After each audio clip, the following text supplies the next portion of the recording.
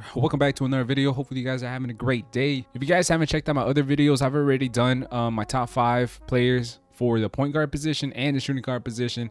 And I guess all I need today is this one, small forward, power forward, which is gonna come out later this week, and center position that will definitely be coming out before tip off. So to start off this video, I'm gonna be giving you guys the top 5 small forward at the end of 2020-2021 season. So I'm not saying entering. I'm saying at the end of the season, this man's gonna be the 5th best small forward. That man is Brandon Ingram from the New Orleans Pelicans. So Brandon Ingram comes off this past season averaging 23.8 points, 6.1 rebounds, and 4.2 assists. If you're keeping it a bean here, I think that the Pels was the best thing to ever happen to Brandon Ingram. He had a breakout season last year, winning MIP. Now, I'm gonna keep it a bean. I did not fact check that. And I don't want to fact check that. I'm gonna just say he won most improved player. It seems about right.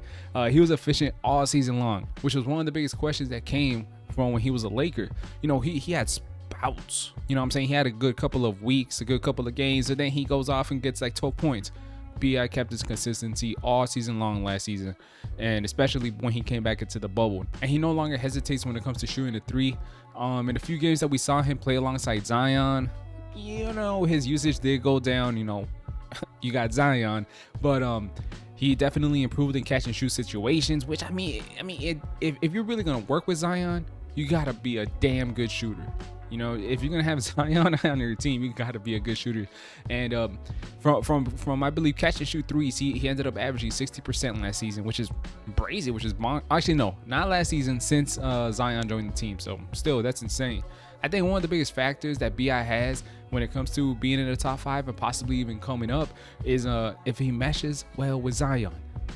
If B.I. meshes well with Zion, there's no doubt they're making the playoffs, and that alone, it might even propel him a couple of spots. If you guys see who I'm putting up next, if they make the playoffs, have a nice run, or they just mesh well together and both of them perform well with no discrepancies messing their flow up, then hey, B.I. has a good chance to rising up. In the 4th spot, we have Jason Tatum from the Boston Celtics. Ooh-wee. Some might say he deserves to be higher. Some might say somehow deserves to be lower. But there's one thing about JT is that he's a bucket getter. And this past season, he definitely improved on that. And let me put it into perspective, right? I could just say I'm a bucket getter like I did with Debo, but let me put it into perspective. Only 2 players last season attempted at least 3 pull-up threes. Can you guess them? Dame and Karis LeVert. I don't know how the hell Karis LeVert on that list, but Karis LeVert on that list. And okay, so within 4 seconds of a shot clock, you know, they attempted this, right? They attempted a shot. I mean, only Jokic leads Tatum in that. Think about that. So his 55.7 effective field goal percentage is ranked one of 104 players with 50 or more so the same shot. So you compare 104 players that have attempted the same amount of shots as JT. He's one.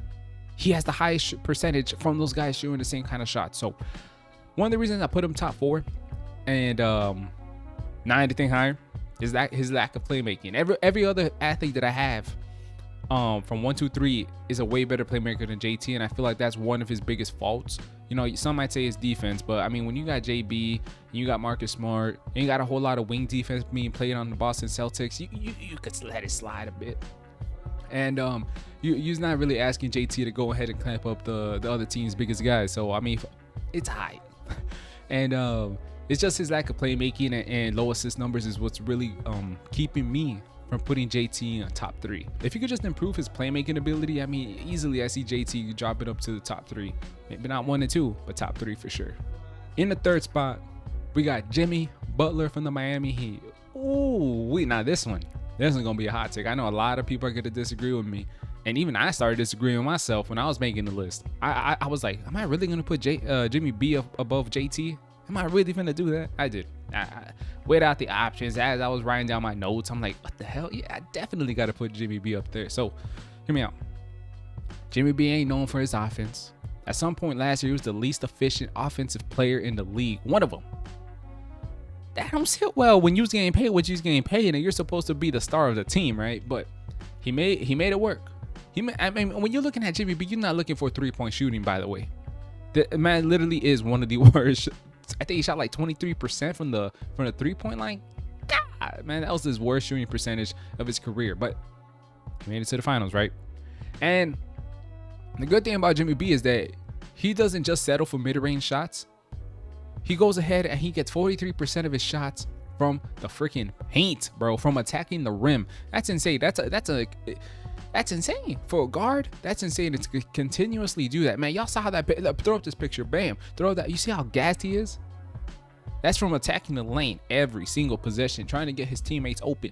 And that works perfectly when you got David Robinson, you got Tyler Hero on your team, you got Goran Dragic, you have all these shooters on your team ready to shoot. You got, I don't even think they got Kelly Olynyk anymore. But when they had Kelly Olynyk, you know what I'm saying? He was able to drive. Cause I mean, all right, you won't come and help? I'm gonna just dish it to Tyler Hero for an open three. You gonna come and help? I'm gonna dish it to Duncan Robinson. Easy. I mean, that's insane. I feel like the Heat, no one was really caring about the Heat. Remind y'all, especially when Jimmy B joined. I was like, okay, it's the Heat. Cool. I mean, he's gonna be out hot head with these young guys. They ain't gonna mesh well. Ugh. Should sign somewhere else or traded. I don't know what the hell happened with Jimmy B, but no, he went ahead and led them to the finals, which is insane. And I usually don't want to bring in teammates, but look at Tyler Hero. They saying that this man is one of the top players in the league already. He had one good postseason run his rookie year. Who made him look good? Jimmy G buckets, and the G is for gets, dude. So I don't even know if I said what his stats, dude, but he went off and averaged 20 points, 6.7 rebounds, and 6 assists. Jesus Christ. On the defense side of the court, Jimmy B's ability is amazing. He's definitely the guy that you're going to put on the other team's best offensive player. No question. And he's a true leader. I feel like that's something that's extremely underrated when I'm giving off these listings, and is arguably, hear me out, one of the main reasons I put him above JT. He may not be as a great offensive player as JT, but when it comes to leading a team, and we saw that with the Celtics these previous years, no one's really leading them to the finals. It's like they get lost. They get like they don't know what to do on the court. We've seen that multiple times. Marcus Smart, in my opinion, should be the main leader of the Celtics. I'm keeping it a bean. I know I always mention Marcus Smart, but okay, why am I so I feel like if Jimmy Butler goes in this season and improves his shooting, there's no question that Jimmy Butler is going to be one of the best players in the league. Just because his mode, I mean, everything that Jimmy Butler does, don't care about the stats. It's what he does to make his teammates better. And the young guys on here are going to have an extra year of experience and a finals experience. And hopefully that helps out the Heat and Jimmy Butler. In the number 2 position, we got Kawhi Leonard from the Los Angeles Clippers. Offensively, he's the best on his list. No question. There's nothing offensively that Kawhi Leonard cannot do on the basketball court. He could drive, he could take middies, he could shoot, he could do everything. Everything and anything you want from an offensive player. He's the closest thing that we've seen to Kobe. No question. I think it'll be easier for me to say why he's not number 1 than as to why he's number 2. So one of the first points I want to point out is that the Clippers underperformed last season. Ain't no question. You know, they blew a lead. They didn't even make it to the conference finals. We was waiting for the Battle of Los Angeles, and they didn't even make it to the conference finals. What a letdown. And the thing is, they talk the talk, but they couldn't walk the walk. That's my biggest problem with the Clips. And another reason why I didn't put him number 1 is his playmaking. And due to his crazy offensive skill set, he's able to get the defense to come over and help, and he's able to dish it out for some easy gimmies to a lot of his shooters on his team. Now, I will give him this though. You take out Kawhi from the Clippers and add about 99% of other players in the league onto the same team, they're not even contenders. That reason alone, I feel like this man's got to go number 2. Literally the only thing that's keeping Kawhi Leonard from cementing himself into being the best player in the league is his playmaking. That's literally the only thing that Kawhi Leonard has not been able to do. He's not even good. He's great at every other thing when it comes to basketball. When it comes to IQ, when it comes to defense, when it comes to scoring, when it comes to getting boards, everything that you look at when it comes to being a star in the NBA, Kawhi can do except for playmake. All we need to see is Kawhi Leonard be able to run the offense through himself, be the main ball handler, but maybe that's just not Kawhi.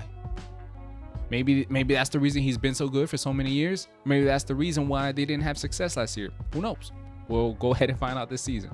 And then in the first position, if you thought I was going to say anyone else, you must be off the perky for Dow. LeBron James from the Los Angeles Lakers. LeBron comes off year 17 with 25.3 points, 7.8 rebounds, and 10.2 assists. 10.2. It's insane that LeBron is getting better every single season. Coming off a championship too, by the way, in case you forgot, and a finals MVP, in case you forgot. There's no doubt that LeBron's trying to go into the season trying to get that back-to-back. Ain't no doubt. And we saw when he stepped up defensively, when he had something to play for, Matt's crazy. Man went bonkers. And everyone's talking about the 2019 season, his first season with the Lakers. Man, he was hurt. He had a groin injury. Man was playing with Lonzo Ball. What the hell do you expect? Man obviously was not trying. Man was trying to get some Space Jam footage out the way. So we seen LeBron progressively add stuff to his bag. We see him do that little step back three. We seen him add his post move game back when he was with Miami. There's not a thing that LeBron can't do now. And the thing is, he's good at every single thing he does. He's not the best. Maybe playmaking. I don't know if he's the best playmaker in the league. What y'all think about that? Let me know if y'all think LeBron's the best playmaker in the league. But everything that he does, he's great at. There's not one thing that he sucks at. And for that reason alone, I gotta put LeBron number one. I don't know if he's gonna be the best player in the league. Others might be better at what he does, but overall, come on now. And on to the honorable mention. Oh man, I might be caught a homer for this one, but DeMar DeRozan from the San Antonio Spurs. Now, apparently he's the 82nd best player in the league, and I'm putting this guy in my honorable mention for the best small forward. So something's not adding up there. It's crazy to see someone that is able to do every single thing that you value in a game of basketball, except for shoot, which is arguably the most important thing that we value nowadays. Now, he's a great scorer. Don't get me wrong, but he's a great scorer and a great passer when it comes to being in a pick and roll situation. Trust. Now, let me put it in perspective, though. There's only 7 players in the league with more than 20 points and 5 assists with a higher or same true shooting percentage. So let me give you a list of these 7 guys. It goes Giannis, D-Book, James Harden, Kyrie, Jokic, Dame, and Trey. And you still gonna tell me he is the 82nd best player in the league. He's one of the league's best at getting to the rim, and he's able to create contact and gets to the line a lot. Now, he still hurts the Spurs though. Trust me, I done seen the games. It hurts. Mid-range though, he's the league's best. Ain't no question he's the league's best mid-ranger.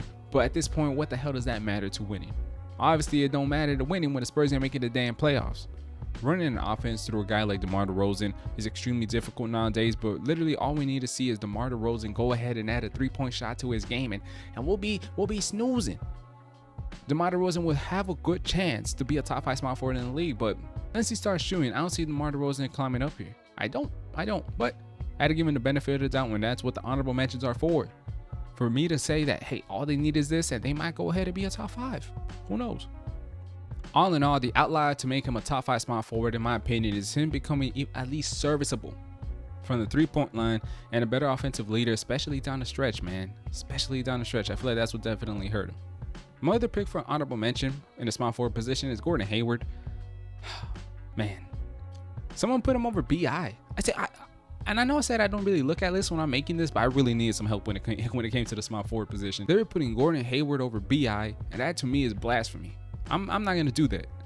I don't see Hayward isn't attacking the rim as ferociously, or with that same mindset as he did before. Now, obviously, when you get injured, you lose a step and you start being a whole lot more cautious about your injuries, how you land, how you attack, blah blah blah blah. Yeah, but man got a bag. If you get a bag, it's the Hornets, by the way. They went ahead and throw a bag at like Bismack Biyombo for no good reason. One of the things that I see him being able to go ahead and climb into the top 5 is his efficiency. This man's extremely efficient. I started looking at the stats. I was like, what the hell? This man really doing all this? But he is amazingly. Now, one of the things that separates Gordon Hayward from a lot of the other players on this list is that he's a great playmaker already. Now, question is, you got LaMelo Ball. Why in the hell? See, that's the reason why I didn't put him top 5. I'm like, okay, if maybe they didn't have LaMelo, then they would need a guy to go ahead and run the offense. But now you got LaMelo. Why the hell am I going to be giving Gordon Hayward the benefit of the doubt when it comes to getting assists and being the main ball handler if he ain't finna do that no more? If he could have had the opportunity to, but he ended up getting LaMelo. So for that reason alone, I'm not going to put him top 5. He's an honorable mention. I don't know, maybe if he goes ahead and has a breakout season again and meshes well with LaMelo, maybe he's able to be the first guy on the team, if not second. But we'll go ahead and see if Gordon Hayward really is still capable of being an all-star. And I didn't want to add this guy, but so many people had him high on their list. I'm gonna just say it. Chris Middleton Bear. I said, Bucks fans, y'all's happy. Chris Middleton made the list. So that's it for this video. Hopefully you guys enjoyed. If you guys disagree, which I'm pretty sure you guys did, because honestly I started disagreeing with myself midway through the video, go ahead and let me know what your guys list is. Go ahead, comment it down below. If you guys agreed, let me know you agree. Let me know you support me, bro. Go ahead and leave a like, comment, and subscribe. And just a reminder, we still got the power forward in the center position video coming up later this week. All right guys, have a great day, man. Y'all really thought you were gonna click off this video and not hear the name Andrew Wiggins mentioned, huh?